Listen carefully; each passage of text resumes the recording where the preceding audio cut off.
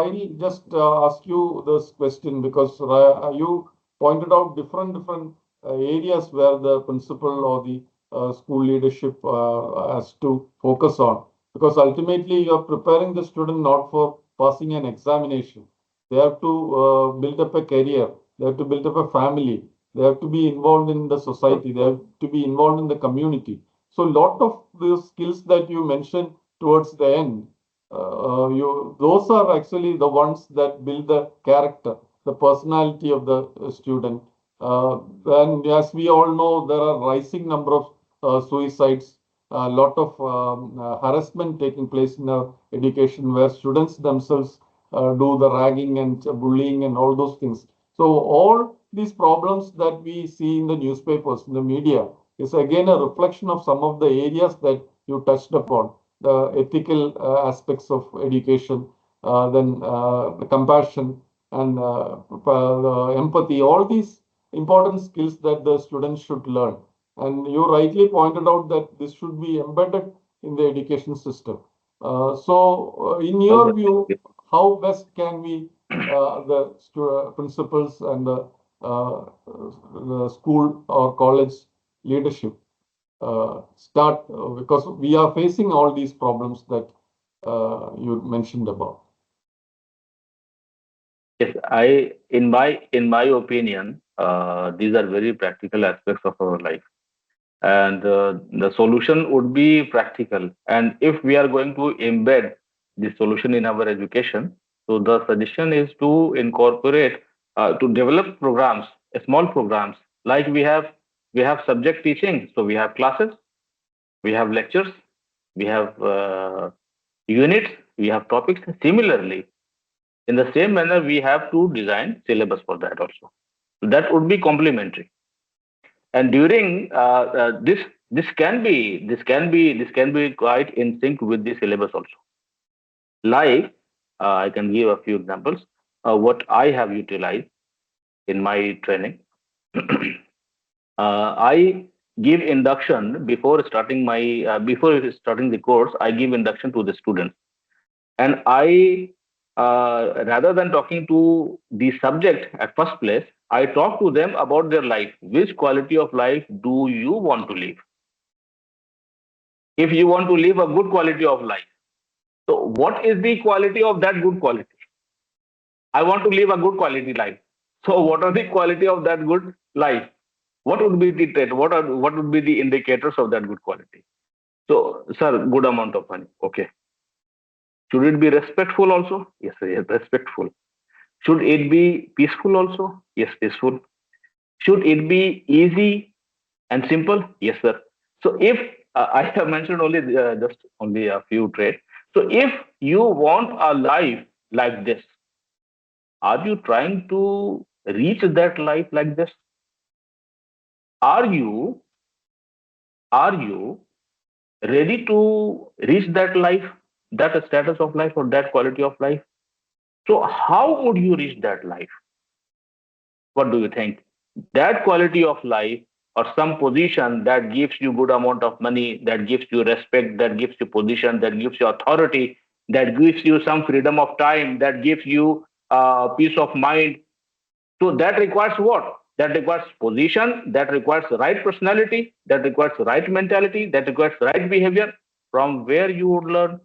Should you not learn it from your education? This life would be given by your education.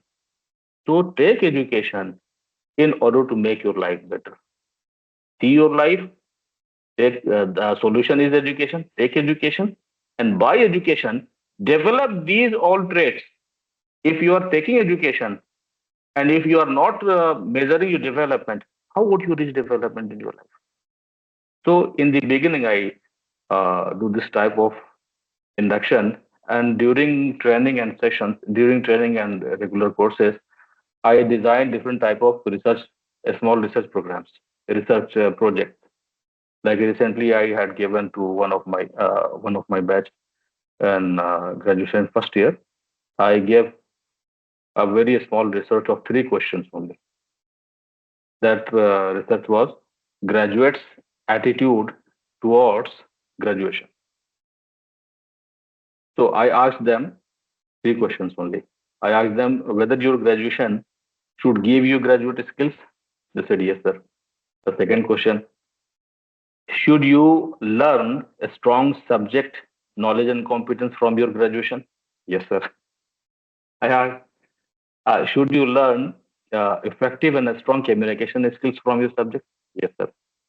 So I designed this question. I gave them to do survey. They did it. Similarly, I designed other types of projects also, like on for society, for character building, etc., etc. So different types of programs that have social aspect, that have syllabus aspect, and that have their practical skills development aspect.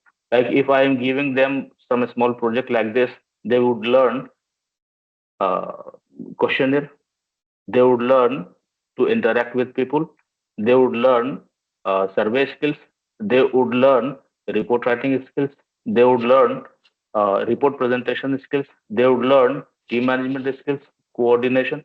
So this is one example that with the help of which I try to cover a number of skills to be developed in our students.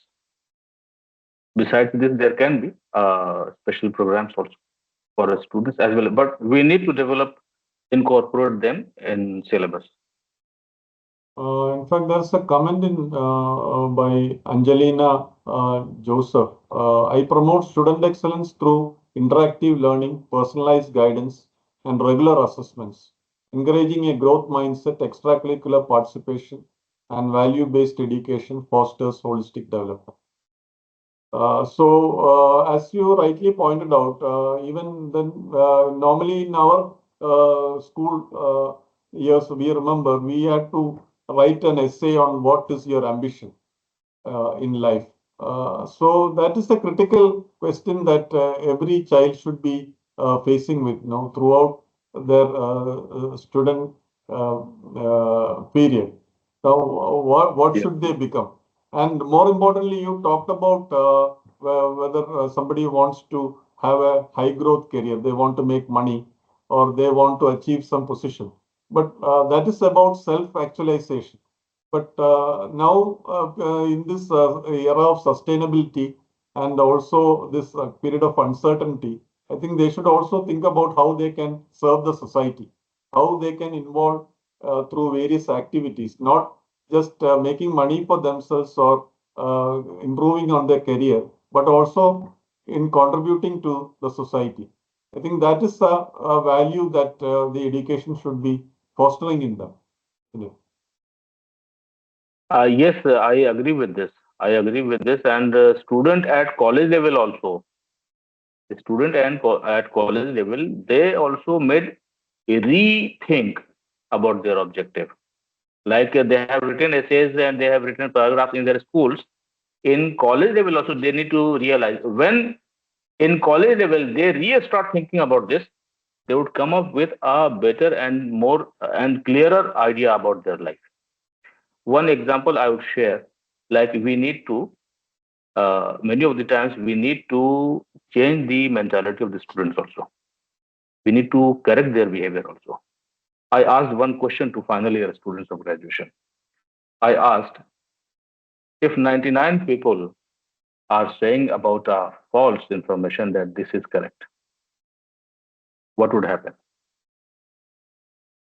So they were a little bit confused,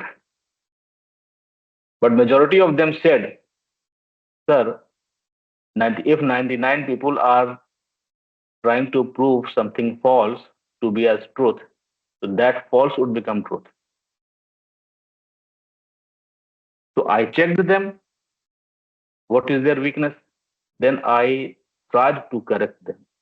I told them, no. Even if even if 100% people call a falsehood to be truth, that would remain false. And only truth would remain truth. So I tried to correct their mentality. So during our education, maybe we would need a number of corrections also in students' behavior. And during our behavior, different type of teaching methods and training methods, we need to showcase the qualities that our teaching and training methods are not only for the sake of subject teaching and development. Actually, teachers they have a number of not only responsibilities, they are reflecting light all the time. So if we want to make my student decent, I will have to clothe myself up decently. If I want to give my student formal behavior, I will have to carry myself with formal behavior and body language and attire also. If I want my student to be truthful, I will have to be truthful and I will have to teach them truthfulness also. So this helps them. I have experienced that it helps them. If we try to change somebody, it can be helpful in changing them. I have tried it and I have felt that it works. So a number of inputs we can incorporate, but teachers have to feel it. They have to realize it. They cannot be carefree. They are the light of hope. They are the light of development and success all the time. So as our children in our lab, as they copy us, in colleges and schools, our students copy us.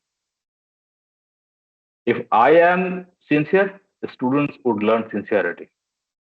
If I am competent and if I like competence, the students would develop love and liking for competence. But if I give a leverage, okay, I would accept your wrongdoing also formally. So that would give a very wrong message. Like one I heard somebody saying that in examinations you will have to commit uh, wrong means. तुमको चोरी तो करना पड़ेगा. This is a devastating statement by a teacher. It would impact devastating effect upon the students, isn't it? I personally never give this type of statement. In this scenario, like I am from Bihar, but in Bihar, in many states also, in many of the institutions, in many of the examinations, the students take unfair means. In this scenario, what I say to my students, I say that become as much competent as you do not need to take unfair means. If you know all the things by yourself, do you need it? You don't need it, and you would get very high marks. Become competent by efforts. So I try to change. If they have some negative approach, I try to change that approach. If they have some negative behavior, I try to change and reformulate their behavior. If there is if something is not mentioned in the syllabus, I incorporate additionally. So in my opinion, we need to work upon redesigning. Uh, we need to incorporate a number of similar and complementary things in our syllabus.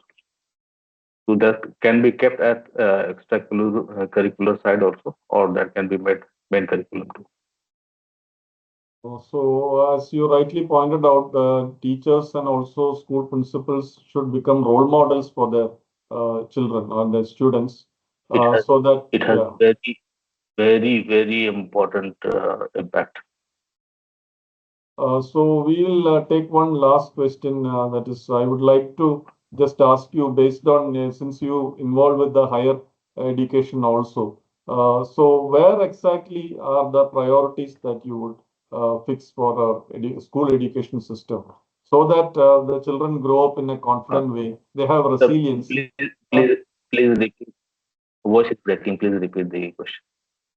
I would like to ask you, since you are involved in the higher education sector, so you see children who have grown up, and with that experience, how do you visualize, like, what are the important areas that the students need to be guided in the school level itself, so that they develop resilience, they develop good character and personality, and lot of the other things that you mentioned in the towards the last slides. No? that contributes to the making of the person. It's not just the marks that you show in your mark sheet or the Obviously. degrees. So, in a Obviously. way, what are the first, second priorities that you could just so that we, as a concluding statement, what would you If like to? if you are asking this important question, that what one or two important things that I want to suggest, it is a very good and easier question comparatively for me. So for school students, I do not want to talk about small school children because that is not my area, but a little bit grown up student like 8, 9, 10. So what I think is important, if I talk in one point, we need to correct their objective. We need to give them objective and we need to correct their objective. In one of my workshop in a school, I had mentioned, and that had impacted the students also. Students gave a very uh, like every each almost each and every student was able to answer after the completion. When I took review from them, they were able to answer. I gave them a training on one point. What is your objective? Then I clarified and I had given them three dimensions of the objective. What is the objective of your life? What is the objective of your career? And what is the objective of your personality? I mentioned them. See, how many fingers are there? They said, sir, one. I showed them. This is three. But this is not three. These are three dimensions of one objective. The objective of life would be achieved and attained by your performance. Then select right profession to perform and behave. In order to select right profession and performance, you need right personality, able to reach there and able to perform there correctly. So we need to correct the objective of our students. The objective of life is not only to earn money. Human being is the greatest creature by the Almighty. This universe, this universe is actually as per the welfare and sustenance of human being. We need to think about this. Like the sun, this is a great creature and it has unsurmountable power. But the rays of the sun does not come to you in its original form. It comes to you only as much as gives you health, isn't it? The rays of sun cannot do by itself. It is designed as per your benefit. Who designed it? The Almighty. The air that we breathe, this air in the atmosphere is a mixture of many gases. There is not only oxygen, it is a mixture. But this mixture is in such a balance which is designed for you. This 21% oxygen is so balanced because you could breathe and you could live with health. If it were 100% oxygen, could we live? We could not. If it were 1% or 2% oxygen, could we live? We could not. Then who maintained balance? The Almighty maintained balance. But for whom? For you. You are in the center of the earth. You are in the center of the universe. You are the greatest creature of the Almighty. If you are the greatest and most important creature of the Almighty, of the whole universe, are you not the most responsible also?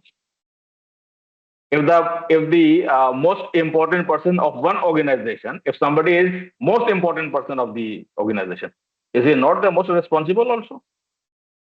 He has to be the most responsible. If he has to be most responsible, has he not to be the most competent also? and aware also. He has to be. So if we need to realize what is our identity, what should be our role in this world, what should be our role in this nation, what should be our role in the society, what should be our role in our life. So we need to identify the objective of life.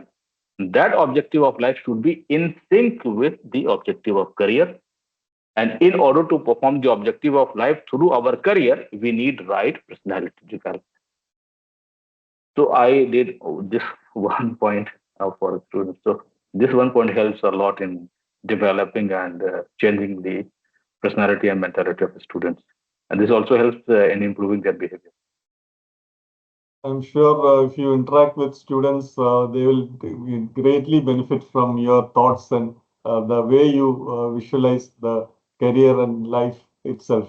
We are really thankful for you to spend so much of time with us today with such an Thank informative session and also this interaction. So this is the message that Dr. Raza Khan, Kashif Raza Khan has to us. Each student should become responsible. They should become important as well as competent. So how well they manage all these is going to decide their future. And also, we talked about sustainability, and we have these resources with us, and it's the duty of each of us to think how to make this earth more sustainable. So, with that on a positive note, we end the 94th Pallikudam Global Connect